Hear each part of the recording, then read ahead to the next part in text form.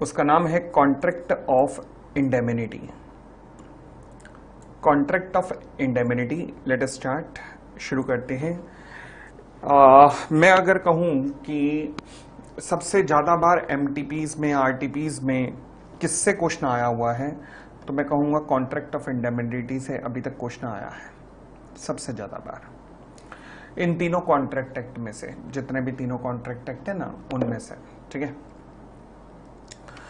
तो सबसे पहली बात, इंडेमिनिटी का मतलब क्या होता है, कॉन्ट्रैक्ट ऑफ इंडेमिनिटी का मतलब क्या होता है। देखिएगा लॉ क्या कहता है, सेक्शन 124 कहता है, section 124 of the Indian contract act कहता है कॉन्ट्रैक्ट ऑफ इंडेमिनिटी ये एक कॉन्ट्रैक्ट है जिसमें वन पार्टी वादा करती है दूसरी पार्टी को कि अगर बेटा तुझे कोई भी लॉस हुआ, एक पार्टी वादा कर रही है दूसरी पार्टी को कि अगर तुझे कुछ भी लॉस हुआ, अच्छा लॉस किस कारण से हो सकता है, या तो प्रॉमिसर की हरकतों की वजह से या फिर conduct of any third party, तो उसकी भरपाई मैं करूंगा। तो कॉन्ट्रैक्ट ऑफ इंडेमिनिटी एक कॉन्ट्रैक्ट है जिसमें एक पार्टी प्रॉमिस करती है दूसरी पार्टी को कि अगर तुझे कुछ भी लॉस हुआ, चाहे प्रॉमिसर की वजह से या due to the conduct of any third party, तो उस लॉस की भरपाई मैं करूंगा। कॉन्ट्रैक्ट ऑफ इंडेमिनिटी में दो तरीके की पार्टीज हो सकती हैं, एक होता है इंडेमिनिफायर और एक होता है इंडेमिनिटी होल्डर। दो तरीके की पार्टी। इंडेमिनिफायर वो होता है जो कि वादा करता है इंडेमिनिफाई करने का, और इंडेमिनिटी होल्डर वो होता है जिसके लॉस की भरपाई का वादा किया जाता है। ठीक हो इतनी बात, आगे बढ़ते हैं। Characteristics of the contract of indemnity. Characteristics of contract of indemnity, कुछ फीचर्स होते हैं कॉन्ट्रैक्ट ऑफ इंडेमिनिटी के। क्या क्या फीचर्स होते हैं, सबसे पहला फीचर है वैलिड कॉन्ट्रैक्ट, यानी कि कॉन्ट्रैक्ट, एक इंडेमिनिटी बनाने के लिए आपको एक वैलिड कॉन्ट्रैक्ट क्रिएट करना पड़ता है। दूसरा, इंडेमिनिटी में एक इम्प्लाइड प्रॉमिस होता है, मतलब अगर आप कुछ कह रहे हो सामने वाले को कि ये काम कर दे, मैंने आपको कहा कि ये काम कर दो, तो अगर आपको कुछ भी लॉस हुआ तो इम्प्लाइड है, एक्सप्रेस करने की जरूरत नहीं, इम्प्लाइड है कि उस लॉस की भरपाई मैं ही करूंगा तुम्हें। मैंने कहा जाके एक पार्टिकुलर लेक्चर अटेंड कराओ, तो मैं ना समझ आया पैसे मुझसे ले लेना, ये इम्प्लाइड है। अगर मैं ना भी लिखूं और तुम्हें कहूं, ये तो एक्सप्रेस कह दिया मैंने कि हाँ जी ना समझ आए मुझसे ले लेना, अगर ये मैं खाली ऐसा बोल दूं कि अगर जाके पार्टिकुलर लेक्चर अटेंड कर लो, मैं कह रहा हूं इसलिए अटेंड कर लो, तो ये इम्प्लाइड है कि अगर गड़बड़ हुई तो I will compensate the loss, promise of compensation. अब यहां पर लॉस किस वजह से हो सकता है, due to the conduct of the promisor और due to any accident. Accident की वजह से भी हो सकता है, the answer is yes, even though definition में एक्सीडेंट कवर नहीं है, बट सुप्रीम कोर्ट की इंटरप्रिटेशन है कि यहां पर एक्सीडेंट से कवर होने वाले लॉस, फॉर एग्जांपल जितने इंश्योरेंस कॉन्ट्रैक्ट है सारे के सारे कॉन्ट्रैक्ट ऑफ इंडेमिनिटी में कवर होते हैं, the answer is absolutely yes. ठीक है, तो सारे के सारे इंश्योरेंस कॉन्ट्रैक्ट यही कवर होते हैं। आगे बढ़ते हैं। Decide about the following indemnity contract. हाँ जी, अब कुछ इंडेमिनिटी कॉन्ट्रैक्ट के बारे में आपको बताना है। पहला, ए इंड्यूस करता है बी को कि बेटा तू ये लेक्चर अटेंड कर और समझ ना आया तो मुझसे ले लियो पैसा, कॉन्ट्रैक्ट ऑफ इंडेमिनिटी है, yes. Lecturer himself induces student कि ये लेक्चर अटेंड करो और समझ ना आया तो मुझसे ले लो, क्या ये भी कॉन्ट्रैक्ट ऑफ इंडेमिनिटी है, द आंसर इज यस। एक पार्टी दूसरे को होने वाले लॉस की भरपाई का वादा कर रहा है, वो लॉस उसकी वजह से खुद भी हो सकता है, जैसे कि यहाँ लेक्चरर खुद कह रहा है, या फिर किसी थर्ड पार्टी की वजह से भी हो सकता है, जैसे ए बी को कह रहा है कि उस थर्ड पार्टी का लेक्चर अटेंड कर, ना समझ आया तो मैं तुझे दूंगा, यानी कि लॉस किसकी हरकत की वजह से होगा, थर्ड पार्टी की हरकत की वजह से होगा। सिमिलरली एक्सीडेंट भी कवर होता है, यस। इंश्योरेंस कंपनी ए को कहती है कि अगर तुम्हारी प्रॉपर्टी को कुछ भी नुकसान पहुंचा तो उस नुकसान की भरपाई हम करके देंगे, तो ये भी कॉन्ट्रैक्ट ऑफ इंडेमिनिटी में कवर होता है, द आंसर इज यस। क्या कॉन्ट्रैक्ट ऑफ एश्योरेंस भी इंडेमिनिटी में कवर होते हैं, नहीं, एश्योरेंस कॉन्ट्रैक्ट कभी भी इंडेमिनिटी में कवर नहीं होते, एश्योरेंस नहीं होते, क्योंकि एश्योरेंस में ना आप लॉस की भरपाई नहीं कर सकते, उसमें केवल सांत्वना मिल सकती है डेथ वगैरह के बाद, बट कभी लॉस की भरपाई का वादा नहीं हो सकता। क्लियर हो गई इतनी बात, चले। फिर मैंने कहा कॉन्ट्रैक्ट ऑफ इंडेमिनिटी एक कॉन्ट्रैक्ट है। कॉन्ट्रैक्ट है का मतलब क्या है कि यानी कि वैलिड कॉन्ट्रैक्ट के सभी फीचर्स को भी पूरा करेगा, the answer is yes. Valid contract का ही एक फीचर होता है कि कॉन्ट्रैक्ट जो है वो ऑब्जेक्ट जो है वो लॉफुल होना चाहिए, अनलॉफुल ऑब्जेक्ट नहीं होना चाहिए। से फॉर एग्जांपल अगर एक्स वाई को कहता है कि तू जेड को पीट दे और अगर तुझे भी कुछ भी नुकसान हुआ तो उसकी भरपाई मैं करूंगा, और वाई ने जेड को पीट भी दिया, तो क्या वो रिकवर कर सकता है, नहीं, क्योंकि अनलॉफुल ऑब्जेक्ट था, वॉइड एग्रीमेंट था। बात समझ आ गई? आगे अब हम बात करते हैं right of indemnity holder. Right of indemnity holder का मतलब क्या होता है? मतलब इसका मतलब होता है इंडेमनिटी होल्डर क्या क्या रिकवर कर सकता है इंडेमनीफायर से। तो पहला है डैमेजेस। फॉर एग्जांपल मैं अगर कोटक महिंद्रा में मैं आईसीआईसीआई बैंक में जॉब करता हूं, मैं कोटक महिंद्रा से ऑफर लेटर आया जिसमें उन्होंने कहा 3 दिन बाद ज्वाइन कर लो। मैंने कहा भाई आईसीआईसीआई बैंक तो मेरे ऊपर केस कर देगा, उन्होंने लिखा हुआ है कि 3 महीने का नोटिस दो। फिर कोटक ने कहा चिंता ना करो, मैं कह रहा हूं ना, इसलिए 3 दिन के नोटिस पे रिजाइन करो, तुम्हें जो भी नुकसान होगा उसकी भरपाई मैं करूंगा। मैंने कहा ठीक है, अपने बाप का क्या जाता है। मैंने रिजाइन कर दिया। अब हुआ क्या, आईसीआईसीआई बैंक ने केस कर दिया क्योंकि कॉन्ट्रैक्ट में लिखा था कि तुम्हें 3 महीने का नोटिस देना है, पर तो मैंने तो 3 दिन का नोटिस दे दिया। तो अब क्या करें? तो सवाल उठा क्या मैं आईसीआईसीआई बैंक, क्या मैं कोटक महिंद्रा से अगर आईसीआईसीआई बैंक केस करता रिकवर कर सकता हूँ? यस, क्योंकि मैंने आईसीआईसीआई बैंक से ब्रीच ऑफ कॉन्ट्रैक्ट किया है। क्योंकि मैंने आईसीआईसीआई बैंक से ब्रीच ऑफ कॉन्ट्रैक्ट किया, और वो ब्रीच किसके कहने पे किया? कोटक के कहने पे। तो जो ब्रीच ऑफ कॉन्ट्रैक्ट मैंने किया है और जो कोटक ने मुझे इंडेमनीफाई भी किया है, तो क्या मैं कोटक से रिकवर कर सकता हूं? The answer is yes, this is called right to recover damages. यानी कि अगर एक पार्टी ब्रीच ऑफ कॉन्ट्रैक्ट करती है, अगर एक पार्टी ब्रीच ऑफ कॉन्ट्रैक्ट करती है, पर वो ये ब्रीच ऑफ कॉन्ट्रैक्ट क्यों करती है? किसी और पार्टी के कहने पर, इंडेमनीफायर के कहने पर, तो फिर क्या वो इंडेमनीफायर से रिकवर कर सकती है? The answer is yes, indemnifier से रिकवर कर सकती है। This is called right to recover for damages. Second point, right to recover cost. मान लीजिए मुझसे पैसे रिकवर करने के लिए आईसीआईसीआई बैंक ने कोर्ट में केस कर दिया।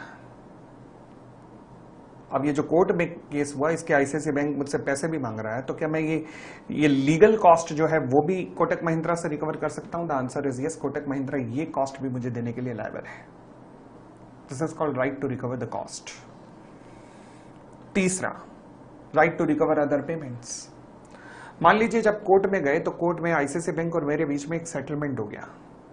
उस सेटलमेंट में लिखा था, आईसीआईसीआई बैंक ने कहा इतना अमाउंट पे कर और खत्म कर, तेरी लायबिलिटी 3 लाख बनती है, 2.5 लाख पे कर और खत्म कर। मैं भी खुश, आईसीआईसीआई बैंक भी खुश। क्या मैं ये सेटलमेंट करना चाहता हूं? अगर करना चाहता हूं सबके फायदे में तो मैं कर सकता हूं, यस, बट लॉ कहता है जिसने पैसे देने हैं, मतलब कोटक महिंद्रा के, केवल एक बार उससे कंसेंट ले ले। भाई सब कोई दिक्कत तो नहीं है? दिक्कत हालांकि होगी नहीं, बट फिर भी पूछने में क्या जा रहा है, तो एक बार पूछ लो उससे कि भाई साहब कोई दिक्कत तो नहीं है। इसे कहते हैं right to recover other payment. Other payment कौन सी पेमेंट? कॉम्प्रोमाइज वगैरह की पेमेंट। मगर पहले क्या करो, इंडेमनीफायर से पूछ लो। ठीक है, आगे बढ़ सकते हैं।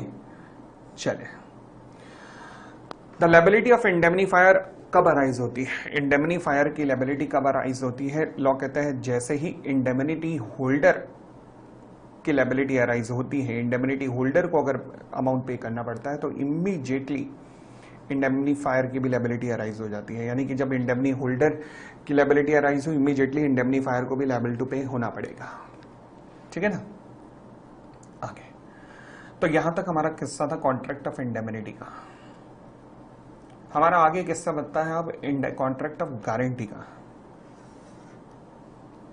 गारंटी क्या है? गारंटी का मतलब होता है, कॉन्ट्रैक्ट ऑफ गारंटी में कह सकता हूं ये एक ऐसा कॉन्ट्रैक्ट है जिसमें बात की गई है परफॉर्म करने की और discharge the liability of the third person in case of his default. A contract of guarantee is a contract to perform the promise or discharge the liability of the third person in case of his default। यानी कि जहां पर एक party वादा कर रही है दूसरी को कि मैं तुम्हारे बदले में परफॉर्म करूंगा, मतलब अगर contract of guarantee is a contract to perform the promise, कि मैं प्रॉमिस को परफॉर्म करूंगा या लायबिलिटी को डिस्चार्ज करूंगा अगर थर्ड पार्टी ने अपना वादा ना निभाया। अगर थर्ड पार्टी ने अपना वादा ना निभाया तो उसका वादा मैं निभाऊंगा। This is called contract of guarantee. The answer is yes. Say for example अगर ये मारुति और ये रिको ऑटो है जो कि मारुति को इंजन के पार्ट सप्लाई करता है, और ये जो रिको के क्रेडिटर हैं जो कि रिको को रॉ मटेरियल सप्लाई करते हैं, तो चेन बंधी हुई है। क्रेडिटर रिको को सप्लाई करते हैं रॉ मटेरियल, रिको इंजन के पार्ट्स बनाता है और मारुति को सप्लाई करता है। तो अगर मान लीजिए रिको की फैक्ट्री में आग लग गई और जिसके कारण डर के मारे क्रेडिटर ने माल सप्लाई करने से मना कर दिया, तो मारुति अगर क्रेडिटर को कहता है कि तुम डरो मत, तुम सप्लाई करो माल, मेरे कहने पे अगर तुम सप्लाई करते हो और कल को रिको ने डिफॉल्ट कर दिया तो तुम्हें चिंता करने की कोई जरूरत नहीं है, क्योंकि तुम्हें होने वाले लॉस की भरपाई मैं करके दूंगा। क्या मैं कह सकता हूं मारुति गारंटी दे रहा है? The answer is yes, Maruti guarantee दे रहा है। इसे कहते हैं कॉन्ट्रैक्ट ऑफ गारंटी। ठीक है जी, और आगे बढ़े चले। गारंटी में 3 तरीके की पार्टीज हो सकती है। एक है प्रिंसिपल डेटर, वो व्यक्ति जो कि प्राइमरी लायबल टू पे है, वो व्यक्ति जो कि प्राइमरी लायबल टू पे है is called as principal debtor, जो कि प्राइमरी लायबल टू पे है। फिर आता है श्योरिटी। श्योरिटी मतलब जो कि गारंटी दे रहा है। मेरे एग्जांपल में पार्टी प्राइमरी लायबल टू पे कौन है? रिको ऑटो। फिर जिसने गारंटी ली है वो कौन है? मारुति। तो क्या मारुति कौन है? श्योरिटी, यानी कि जो रिस्पॉन्सिबिलिटी ले रहा है पेमेंट की अगर प्राइमरी लायबिलिटी वाले ने पे ना किया तो। ठीक है। फिर आता है क्रेडिटर। क्रेडिटर कौन है? A person to whom the principal debtor is liable to pay and surety give the guarantee, यानी वो व्यक्ति जिसको वादा किया गया है। A person to whom the principal debtor is liable to pay, वो व्यक्ति जिसको principal debtor liable to pay है और श्योरिटी ने जिसके लिए जिसको गारंटी दी है, यानी कि क्रेडिटर। ठीक है, जो रिको ऑटो को माल सप्लाई कर रहे हैं। अब कॉन्ट्रैक्ट ऑफ गारंटी के भी कुछ फीचर्स होते हैं, जैसे इंडेमनिटी के होते हैं, वैसे ही कॉन्ट्रैक्ट ऑफ गारंटी के भी कुछ फीचर्स हैं। कौन कौन से फीचर्स हैं देखना शुरू कीजिएगा। पहला वैलिड कॉन्ट्रैक्ट। तो कॉन्ट्रैक्ट ऑफ गारंटी का एक फीचर है कि वैलिड कॉन्ट्रैक्ट, यानी कि गारंटी के लिए वैलिड कॉन्ट्रैक्ट होना जरूरी है। ठीक है जी, तो इसमें भी कॉन्ट्रैक्ट वैलिड कॉन्ट्रैक्ट के सभी फीचर होने चाहिए। The answer is yes. Exception कहता जी ऐसा principal debtor need not be competent to contract, यानी कि प्रिंसिपल डेटर की कॉम्पिटेंसी हो ये जरूरी नहीं है। सर ये कैसे? क्रेडिटर से कॉन्ट्रैक्ट हो रहा है प्रिंसिपल डेटर का, और अगर इसकी कैपेसिटी नहीं है तो क्या होगा? होगा क्या? श्योरिटी की लायबिलिटी जो कि अभी तक कोलेटरल थी, सेकेंडरी थी, अब प्राइम बन जाएगी। तो surety would be regarded as a principal debtor and would be personally liable to pay. कुछ भी नहीं होगा। बात समझ आ गई? चले अगली बात। मान लीजिए श्योरिटी तो कह रहा है कि क्रेडिटर मैं तुझे पे कहूंगा अगर तेरा डिफॉल्ट हुआ, अगर तेरा कुछ भी डिफॉल्ट हुआ तो चिंता मत कर, तेरे लॉस की भरपाई मैं करके दूंगा। बट सवाल अगला ये उठता है कि श्योरिटी तुम तो क्रेडिटर के लॉस की भरपाई करके दे रहे हो, बदले में क्रेडिटर तुम्हें क्या दे रहा है? कुछ भी नहीं। बट लॉ कहते कुछ भी देने की जरूरत नहीं है कि क्रेडिटर श्योरिटी को पे करे। ऐसा क्यों? वो इसलिए क्योंकि क्रेडिटर ने श्योरिटी के कहने पर प्रिंसिपल डेटर को माल सप्लाई किया है। मारुति के कहने पर क्रेडिटर ने रिको ऑटो को माल सप्लाई किया, अदरवाइज वो तो सप्लाई करने के लिए तैयार नहीं थे ना। मारुति के कहने पर सप्लाई किया ना। तो यही तो मारुति के लिए है कंसिडरेशन। क्या यही तो कंसिडरेशन है मारुति के लिए कि मारुति तुझे क्रेडिटर को पेमेंट करनी पड़ेगी अगर प्रिंसिपल डेटर ने डिफॉल्ट किया? क्योंकि तेरे लिए कंसिडरेशन क्या है? तेरे लिए कंसिडरेशन ये है कि तेरे कहने पर क्रेडिटर ने प्रिंसिपल डेटर को कुछ सप्लाई किया है, कुछ गुड्स दिए, कुछ सर्विसेज दिए। ठीक हो गई इतनी बात? आगे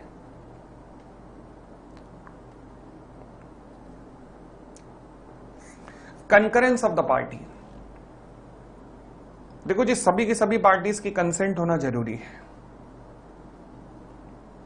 फॉर एग्जाम्पल, अगर मान लीजिए कोई पार्टी श्योरिटी बनने को तैयार हो जाती है और प्रिंसिपल डेटर की कंसेंट नहीं है तो कॉन्ट्रैक्ट वैलिड नहीं है।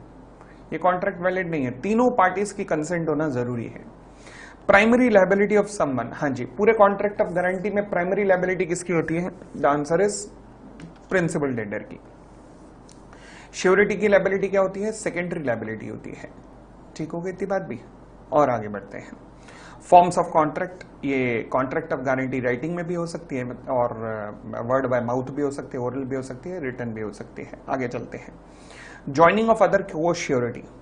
क्या कॉन्ट्रैक्ट ऑफ गारंटी में अदर को श्योरिटी भी आ सकते हैं? द आंसर इज यस, बिल्कुल आ सकते हैं, कोई दिक्कत नहीं है। यानी कि एक से ज्यादा को श्योरिटी हो सकते हैं। The answer is yes. The answer is yes. That imply that the guarantee by surety is not valid. That the guarantee by surety is not valid if the condition is imposed by the surety that someone person must also join as a co-surety, but such other person does not join as a co-surety. तो यानी कि अगर condition ही ये थी मैं तभी guarantee दूंगा जब सामने वाला एक और भी आएगा कोई, और वो नहीं आया, तो कॉन्ट्रैक्ट ऑफ गारंटी वैलिड नहीं है, क्योंकि को श्योरिटी हो सकते हैं और आपकी कंडीशन भी यही है कि को श्योरिटी होंगे तभी मैं बनूंगा, तो कोई दिक्कत नहीं है। जब तक वो नहीं आएगा तब तक तुम लायबल नहीं हो। नो इन्वॉल्वमेंट ऑफ मिसरिप्रेजेंटेशन, अगर आपने किसी से गारंटी ऑब्टेन की है मिसरिप्रेजेंट करके फैक्ट्स को, तो फिर वो गारंटी इनवैलिड है। सिमिलरली क्रेडिटर ने मटेरियल फैक्ट्स जो है, कोई मटेरियल सर्कमस्टेंसेस, गुड्स के अंदर कोई बहुत बड़ा डिफेक्ट है ये छुपाए थे, तो वो भी गारंटी वैलिड नहीं है, वो भी गारंटी वैलिड नहीं है। ठीक हो गई इतनी बात, और आगे बढ़ते हैं। यहां पे पढ़िएगा, कहता है जी हरी सोल्ड मटेरियल टू नमित, हरी ने नमित को मटेरियल सोल्ड किया, गुड सोल्ड किए। Decide whether the agreement of guarantee valid in the following cases. Okay, पहला केस, अजय एग्री टू पे for the goods in the default of Namit. अगर अजय कहता है एग्री टू पे फॉर द गुड्स, अगर नमित ने डिफॉल्ट किया तो मैं पे करूंगा। हरी माल बेच चुका है या बेचने हैं? बेच चुका है, ऑलरेडी बेच चुका है। हरी माल ऑलरेडी बेच चुका है नमित को। अच्छा, एक क्वेरी आई है बड़ी प्यारी, कहता है ये क्लास यूट्यूब पर रहेगी? हाँ बेटा, तुम ना 4 साल बाद अटेम्प्ट भी दोगे ना तो भी रहेगी। मैं नालायक, अभी करो, खत्म करो, या सुबह तक लोग खत्म करो बस, और क्या रहेगी। तो ऐसा पूछते हैं जैसे इनका पता नहीं कितने अटेम्प्ट का प्लान है, पंचवर्षीय योजना सारी बन के चल रही है यहीं पर ही। चलिए, हरी माल नमित को बेच चुका है। अब अजय कहता है कि अगर नमित ने डिफॉल्ट किया तो चिंता मत कर हरी, मैं तुझे पे करूंगा। क्या ये गारंटी है? नहीं, क्योंकि कंसिडरेशन मिसिंग है। सर क्यों जी? हरी ने माल नमित को सप्लाई तो किया नहीं है, कर चुका है, अब जाके अजय बीच में आया है, तो ये कंसिडरेशन वैलिड नहीं है। कंसिडरेशन अजय के कहने के बाद हुआ जाना चाहिए, क्रेडिटर तब जाके कुछ करेगा प्रिंसिपल डेटर के लिए, तो वो कंसिडरेशन है। समझ आ गई बात? देखो जी, Ajay request Hari to allow a credit period of 1 year to Namit. Ajay कहता है 1 साल का क्रेडिट पीरियड नमित को दे दो, 1 साल का credit period, and in lieu promise that he will pay for the goods if the Namit default. Namit default करता तो मैं पे करूंगा, हरी एग्री करता है। अब यहां पर हरी के कहने पर, अब अजय के कहने पर हरी नमित को कुछ एक्स्ट्रा दे रहा है। यस, वो क्या दे रहा है? 1 साल का क्रेडिट पीरियड। तो will it amount to valid consideration? The answer is yes, the answer is yes. Next point, next point, आगे बढ़ते हैं जी। कहता है Hari agree to sell goods to Namit on the guarantee of Ajay for the payment of price in the event of default by Namit. Decide whether the agreement of guarantee is valid in the following cases. चलिए, पहला, हरी minor है, यानी कि creditor minor है, तो कोई बात नहीं, फिर इससे क्या फर्क पड़ता है? क्यों जी, क्यों नहीं फर्क पड़ता? और भाई साहब, बचपन में हमें कहा गया था, मैडम ने सिखाया था कि any contract for the benefit of the minor is valid. याद करो ना, मैडम को याद आई? मैडम ने कहा था any contract for the benefit of the minor is valid. तो यानी कि अगर क्रेडिटर माइनर है तो वो कोई फर्क नहीं पड़ेगा, कोई फर्क नहीं पड़ेगा। Ajay is a minor, principal debtor minor है, तो क्या ये वैलिड है? The answer is yes. क्यों? क्योंकि surety become the party primary liable. If Namit is a minor, ओहो सॉरी, अजय तो श्योरिटी है ना, अजय इज अ माइनर, तो बेटा फिर तो घर चलो, हो गया कॉन्ट्रैक्ट ऑफ गारंटी का काम। भाई अगर गारंटर ही माइनर है तो क्या हमने क्या तेल निकलवाना है कॉन्ट्रैक्ट ऑफ गारंटी में? खत्म हो गई गारंटी भाई। नमित यानी कि प्रिंसिपल डेटर माइनर है, तो फर्क क्या पड़ेगा? Surety become the principal debtor, surety फिर प्रिंसिपल डेटर के रूप में प्राइमरी लायबल हो जाएगा। ठीक है, तो ध्यान रखना, श्योरिटी माइनर नहीं हो सकता, उसकी कैपेसिटी टू कॉन्ट्रैक्ट होना जरूरी है, क्योंकि सारा कॉन्ट्रैक्ट उसी की कैपेसिटी पे डिपेंड करता है। वो अगर माइनर हुआ तो लोटा उठाओ, चलो हरिद्वार, जोर जोर से बोलते जाना, हर हर गंगे, हर हर गंगे, हर हर गंगे। समझ आ गए? चला, तो difference between contract of indemnity and contract of guarantee देख लेते हैं। कॉन्ट्रैक्ट ऑफ इंडेमनिटी की बात करूं तो कॉन्ट्रैक्ट ऑफ इंडेमनिटी की डेफिनेशन है, फिर गारंटी की डेफिनेशन है। कॉन्ट्रैक्ट ऑफ इंडेमनिटी में 2 ही पार्टीज की हमने चर्चा की है, एक इंडेमनीफायर, एक इंडेमनिटी होल्डर। गारंटी में 3 पार्टीज हैं, principal, debtor, creditor and surety. Indemnity में भाई कितने कॉन्ट्रैक्ट होते हैं? केवल एक ही कॉन्ट्रैक्ट होता है between indemnity holder and indemnifier. और गारंटी में 3 कॉन्ट्रैक्ट होते हैं, पहला क्रेडिटर और प्रिंसिपल डेटर के बीच में, जहां क्रेडिटर प्रिंसिपल डेटर को कहता है हाँ भाई मालवाल ले लियो। दूसरा श्योरिटी और प्रिंसिपल डेटर के बीच में जहां पर श्योरिटी ने पेमेंट करी और प्रिंसिपल डेटर को अब इंडेमनीफाई करना पड़ेगा। इंडेमनीफाई करना पड़ेगा कि बाबूजी आपने जो मेरे लिए पे की है, जो आपने मेरे लिए अमाउंट पे किया है, उसकी कंपनसेशन मैं आपको दूंगा। तीसरा, क्रेडिटर और श्योरिटी के बीच में यही मेन कॉन्ट्रैक्ट ऑफ गारंटी है, जहां पर क्रेडिटर को श्योरिटी कहता है भाई साहब अगर इसने पे ना किया तो मैं तुझे पे करूंगा। तो तीन तरीके के कॉन्ट्रैक्ट होते हैं। Nature of liability, liability of indemnifier prime nature की होती है, यहां पर श्योरिटी की लायबिलिटी सेकेंडरी नेचर की होती है। और आगे बढ़ते हैं, गारंटी। अब ये गारंटी भी दो तरीके की हो सकती है। एक स्पेसिफिक गारंटी, यानी कि एक गारंटी जो कि किसी पार्टिकुलर ट्रांजैक्शन के ऊपर अप्लाई हो रही है उसे स्पेसिफिक गारंटी कह रहे हैं। और एक होती है कॉन्टिन्यूइंग गारंटी। कॉन्टिन्यूइंग गारंटी मतलब जो सीरीज ऑफ ट्रांजैक्शन पे लगती है, नंबर ऑफ ट्रांजैक्शन पर जो सीरीज ऑफ ट्रांजैक्शन पे लगती है उसे कंटिन्यूइंग गारंटी कहते हैं। ठीक है जी। तो कंटिन्यूइंग गारंटी कभी खत्म हो सकती है क्या? हां, कैसे? नोटिस ऑफ रिवोकेशन के द्वारा श्योरिटी जो है नोटिस दे देगा कि भैया आगे से मैं लायबल नहीं हूं। अब आगे से लायबल नहीं हूं यानी कि पिछली सारी ट्रांजैक्शन के लिए लायबल है। The answer is yes. पीछे जितनी भी ट्रांजैक्शन हुई है सबके लिए श्योरिटी लायबल है। The answer is yes. Death of surety, surety की डेथ होने पर उसके बाद होने वाली सारी ट्रांजैक्शन के लिए श्योरिटी है उसके एलआर लायबल नहीं होते, लीगल रिप्रेजेंटेटिव, बट उससे पहले हुई सारी ट्रांजैक्शन के लिए क्या वो लायबल है? The answer is yes. ध्यान रखना वो लायबल हैं, उससे पहले की सभी ट्रांजैक्शन के लिए वो लायबल हैं। Next point, nature and extent of the surety's liability. Nature and extent of the surety liability. Liability of surety is coextensive. Liability of surety is coextensive. Coextensive का मतलब होता है जितनी principal debtor की liability है उतनी surety की liability होगी। फॉर एग्जांपल अगर प्रिंसिपल डेटर की ओरिजिनल लायबिलिटी बनती है 20 लाख तो श्योरिटी की लायबिलिटी भी 20 लाख होगी। ठीक है ना, अगर उसने 100% की गारंटी लिया। अब प्रिंसिपल डेटर ने श्योरिटी को कहा जा माफ किए 5 लाख, सॉरी क्रेडिटर ने प्रिंसिपल डेटर को कहा जा 5 लाख रुपए माफ किए, तो 20 - 5 सीधा 15 लाख लायबिलिटी रह गई प्रिंसिपल डेटर की। तो श्योरिटी की लायबिलिटी भी क्या रह जाएगी? 15 लाख। तो जितना जितना प्रिंसिपल डेटर की लायबिलिटी है उतना उतना श्योरिटी की लायबिलिटी है। लायबिलिटी ऑफ श्योरिटी सेकेंडरी, क्योंकि प्राइम लायबिलिटी किसकी है? प्रिंसिपल डेटर की, तो इसकी लायबिलिटी क्या है? Secondary nature. Normally liability guarantee के केस में कॉन्टिन्यूअस नेचर के होते हैं unless and until specific guarantee दी हुई है। तो liability of surety is immediate in nature. ऐसा नहीं है कि लायबिलिटी प्रिंसिपल डेटर ने डिफॉल्ट किया उसके 1 साल बाद श्योरिटी पे करेगा ना, इमीडिएटली। इमीडिएटली, ठीक है जी। क्या श्योरिटी अपनी लायबिलिटी पे मैक्सिमम लिमिट लगा सकता है? यस, मैं इससे ज्यादा के लिए लायबल नहीं हूं, वो लगा सकता है, बिल्कुल अलाउ है। The liability of surety is conditional. Conditional बने तो घटना पे डिपेंड करेगी, घटना कौन सी? प्रिंसिपल डेटर डिफॉल्ट करे। तो प्रिंसिपल डेटर के डिफॉल्ट करने पर ही श्योरिटी की लायबिलिटी अराइज होती है, अदरवाइज नहीं। तो liability of surety is conditional in nature. Next,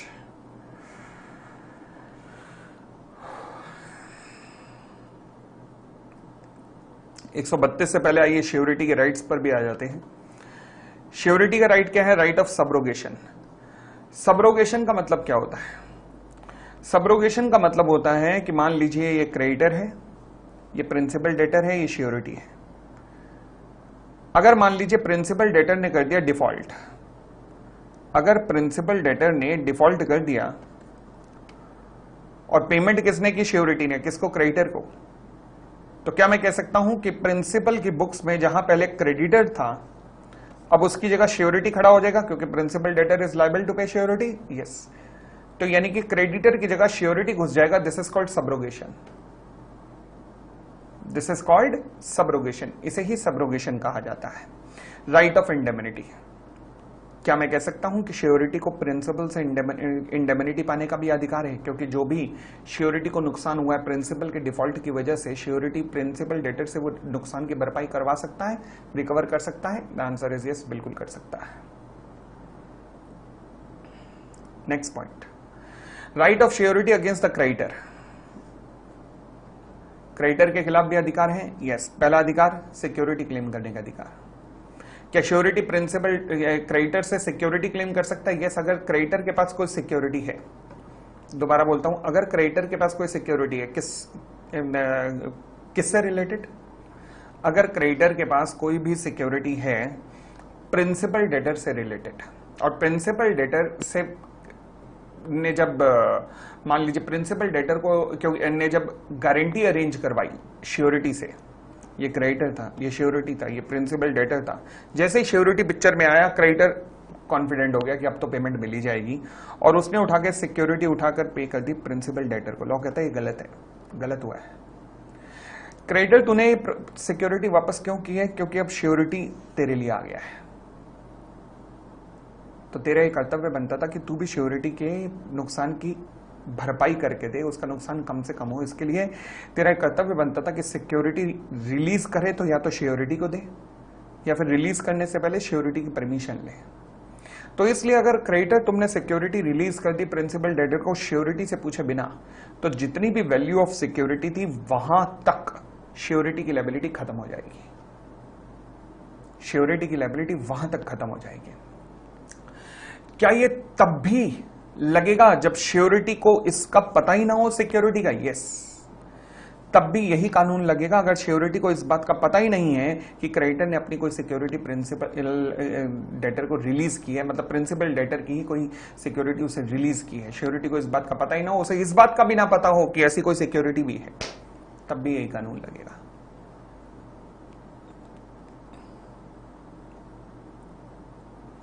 right of set of.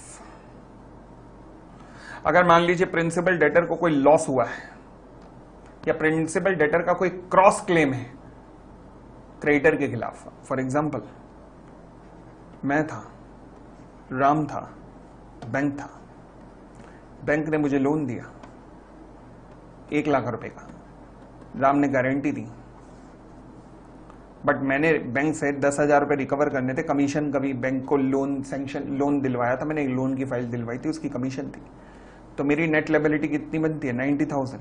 तो राम की भी नेट लायबिलिटी कितनी बनती है? सेम 90,000। इसे कहते हैं राइट ऑफ सेट ऑफ, कि अगर प्रिंसिपल डेटर ने क्रेडिटर से कुछ लेना है तो लायबिलिटी नेट ऑफ हो जाएगी और श्योरिटी को उस नेट ऑफ का फायदा मिलेगा। राइट टू शेयर रिडक्शन, इसका एग्जांपल अभी भी लिया मैंने, जैसे कि मान लीजिए 20 लाख रुपए की लायबिलिटी है, क्रेडिटर ने प्रिंसिपल डेटर को कहा 5 लाख रुपए माफ किए, अब तेरी लायबिलिटी 15 लाख, तो क्या श्योरिटी की लायबिलिटी भी कम हो जाएगी? The answer is yes, the answer is yes. अब liability right against the other cosureties, तो श्योरिटीज का अधिकार एक दूसरे के खिलाफ क्या होता है? Right against the other cosureties में right of contribution. Right of contribution का मतलब होता है कि अगर प्रिंसिपल डेटर ने डिफॉल्ट किया, अगर प्रिंसिपल डेटर ने डिफॉल्ट किया तो क्यों वो श्योरिटी से इक्वल रेशो में पे करने के लिए लायबल हैं, यानी कि इक्वल रेशो में पे करेंगे सबसे पहले। दूसरी बात, क्या ऐसा हो सकता है कि वो डिफरेंट अमाउंट की गारंटी ले?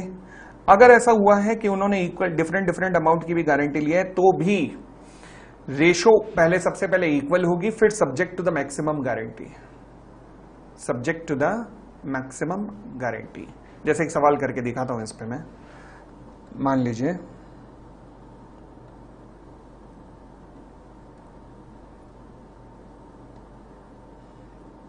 यह है, जैसे ABC श्योरिटी है डी के लिए, 3 सेपरेट बॉन्ड हुए हैं, ए ने कहा 20,000, बी ने कहा 40,000, सी ने कहा 10,000। अगर डिफॉल्ट 90,000 रुपए का है तो तीनों की लायबिलिटी बताइए। तो देखो जी, तीनों की लायबिलिटी बताता हूं कि तीनों की लायबिलिटी कितनी कितनी बनेगी। 90,000 रुपए का डिफॉल्ट हुआ, देखिएगा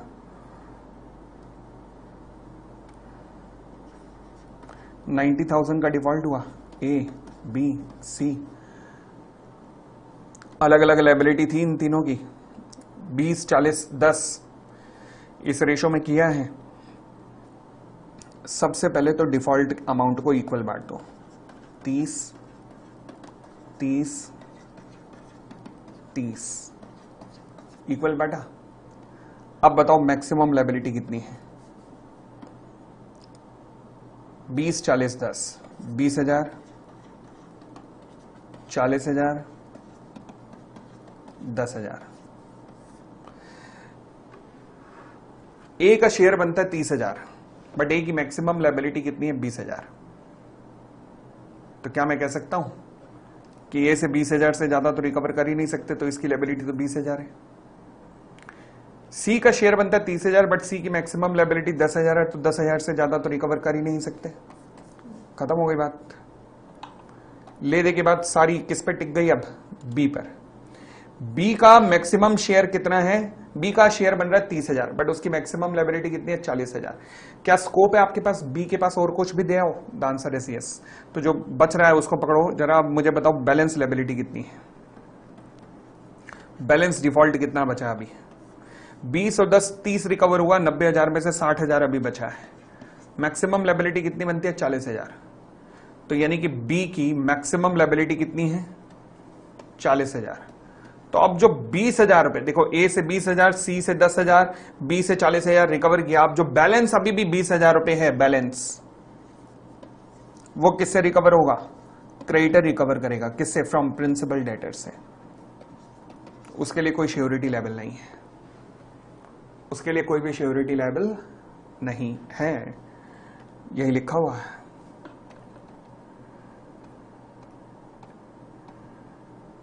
यही लिखा हुआ है, राइट अगेंस्ट द अदर को श्योरिटीज। क्लियर हो गई थी बात? चलो जी,